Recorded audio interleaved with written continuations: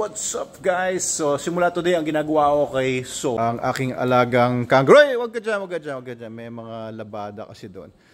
Come here, Sol. Ay ina-ad libitum ko siya. Ibig sabihin ng ad libitum ay lagi lang siyang may nakababad na pagkain and anytime pwede siyang kumain. Kasi kagabi, na lang umiyak ng malakas si Sol, malamang kinagat nito. Wala man akong makita kung saan siya nakagat, kasi wala namang marka or sugat or anything, pero umiyak talaga na malakas to kagabi.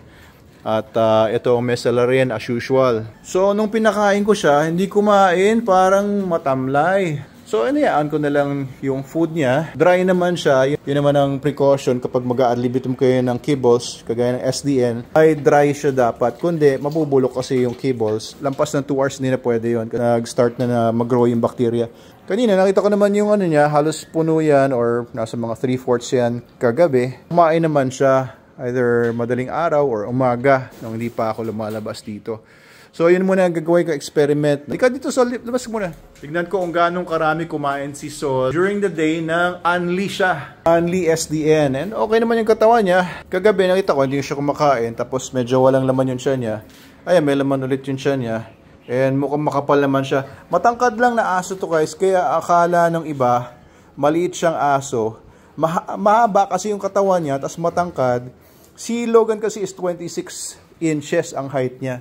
Ito parang mga 27. Tapos ang haba ng katawan niya, akala ng iba ay maliit na aso siya. Pero ang totoo nito, laking aso. Ako kasi pagkakatabi ko si Sol, pag hinawakan ko si Sol, mas lalo siyang nanliliit kasi 6 feet ako.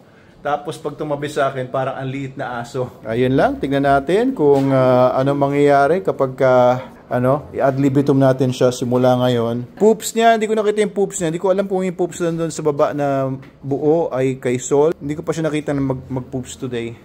Ayun, tinira ni Logan yung natira pang kaunti ni Sol.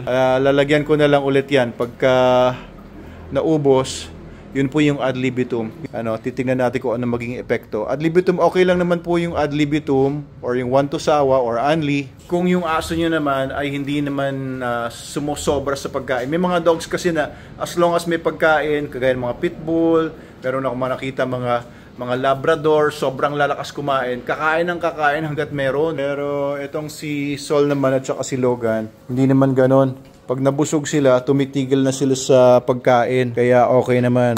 May mga ibang dogs ako na nandito dati. Kain ng kain. Kaya yun yung mga kailangan na limitahan ng pagkain. Pero itong si Sol at si Logan, tumitigil sila. So, safe naman itong i-ad libitum itong dalawa.